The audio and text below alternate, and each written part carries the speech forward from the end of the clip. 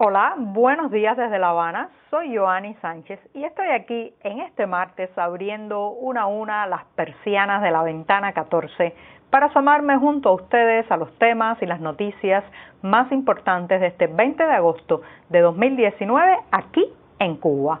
Hoy comenzaré comentando sobre una cuestión migratoria de viajes.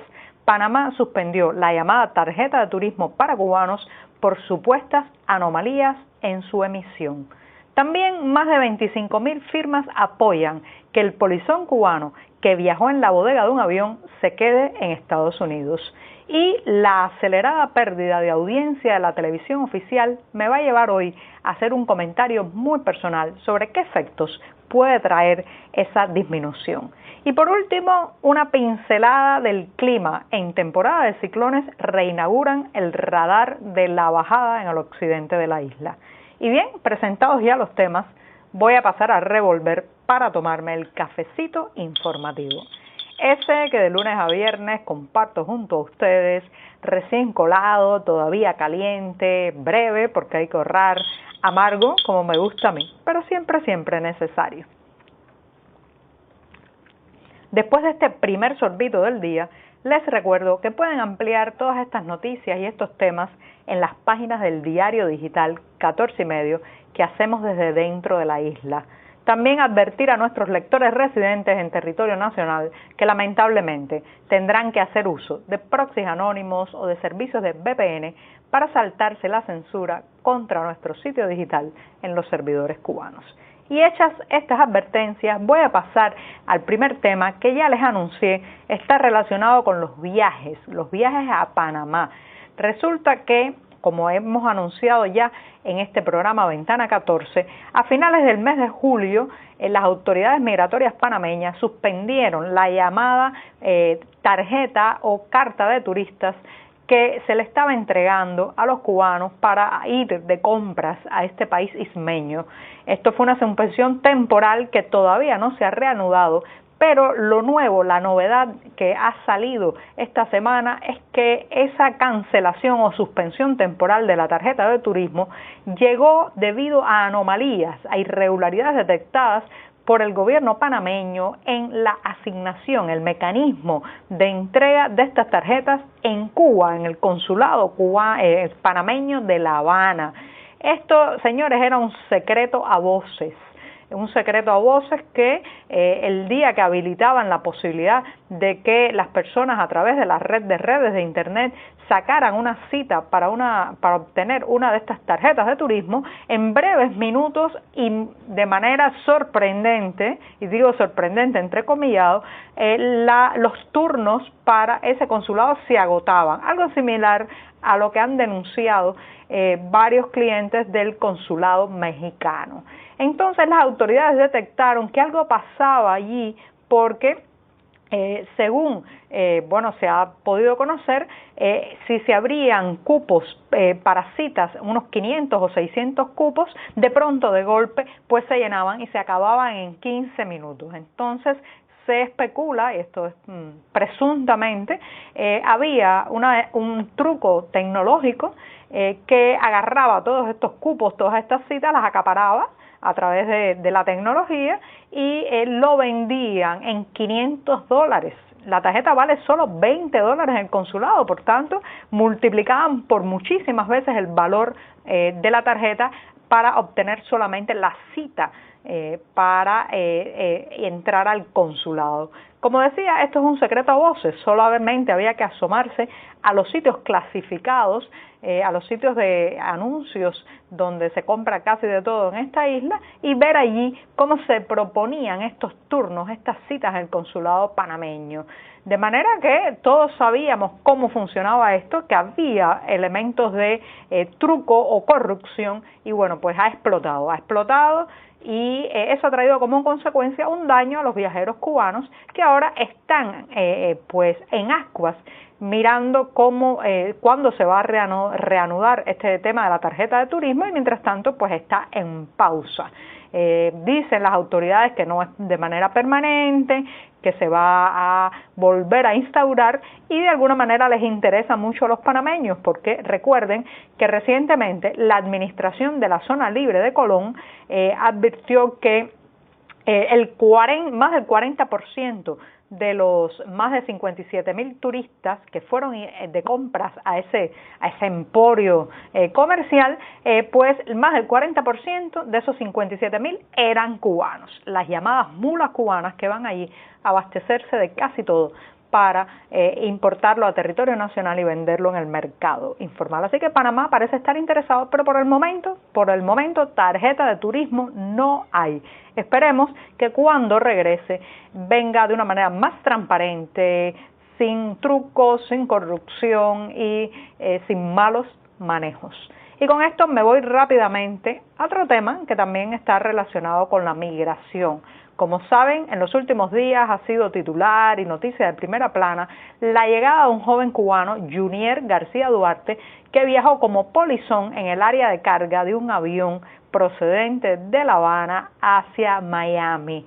Esto que ha sido noticia prácticamente en todos los medios de Florida y también en la prensa independiente cubana y en otros medios extranjeros, no se le ha dedicado ni una sola línea, ni una sola palabra en los medios oficiales. Este es el tipo de noticias, señoras y señores, que nunca sale en Granma, porque claro está, ¿cómo va a mostrar el órgano oficial del Partido Comunista que la gente en Cuba está tan desesperada de escapar, que se juega la vida, porque esto es una acción peligrosa, quedándose en el interior de la bodega de un avión?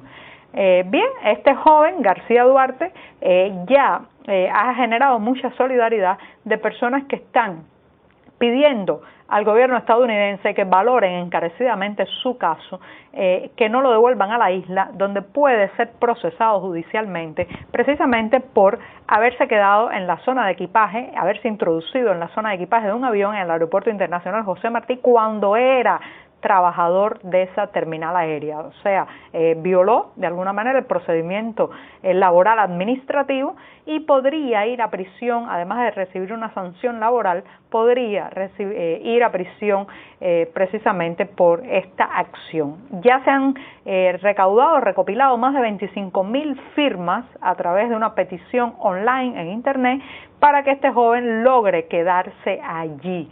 Y bueno, pues nada, toda la interrogante está abierta, tiene un buen abogado y ahora vamos a esperar qué pasa con él. Lo cierto es que ha sido una gran sorpresa para su familia, para sus jefes en el Aeropuerto Internacional José Martí, y cada vez que leo una noticia de esta, siempre me pregunto cuántos otros no estarán planificando algo similar, cuántos de esos que vemos vestidos de funcionarios, que vemos, por ejemplo, marchando el 1 de mayo en la Plaza de la Revolución, que vemos gritando consignas, que vemos incluso pues repudiando a los disidentes, a los opositores, a los periodistas independientes. ¿Cuántos de ellos están planificando la escapada?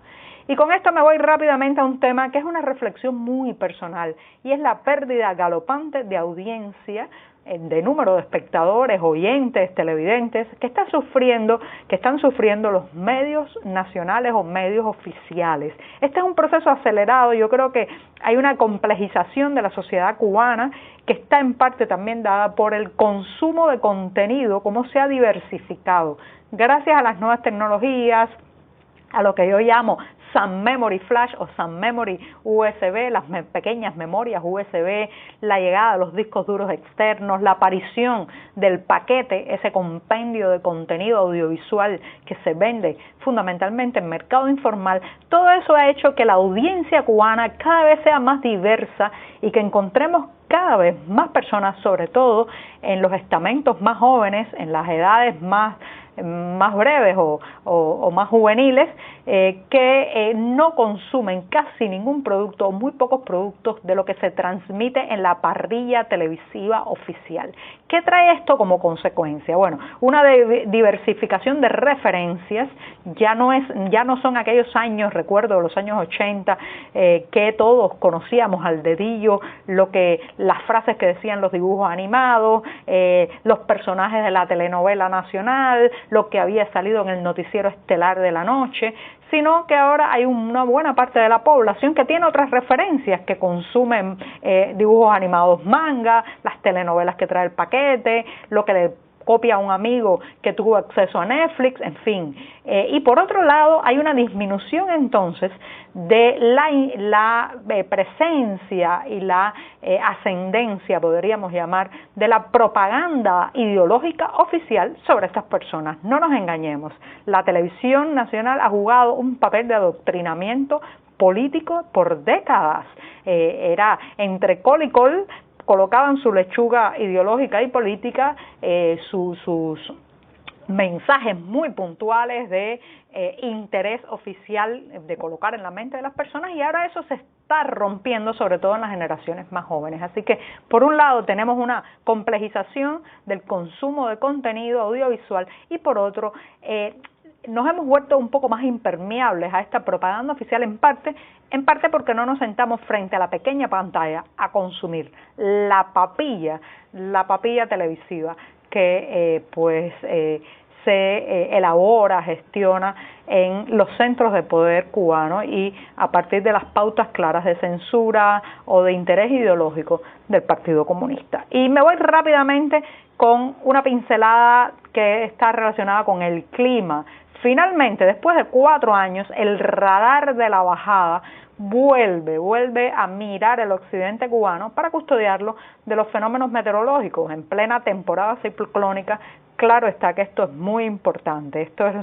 Se ha hecho un cambio total de la tecnología del radar, y el anterior pues tenía ya casi medio siglo de operaciones y se había deteriorado mucho. Así que ahí está, hay un ojo mirando otra vez la zona occidental, y especialmente todo lo que tiene que ver con los fenómenos meteorológicos que puedan ocurrir en el Golfo de México. Así que bien, estamos un poquito más custodiados ahora a cruzar los dedos para que los ciclones no nos afecten demasiado en esta temporada. Y con esto me despido esta mañana. Muchas gracias.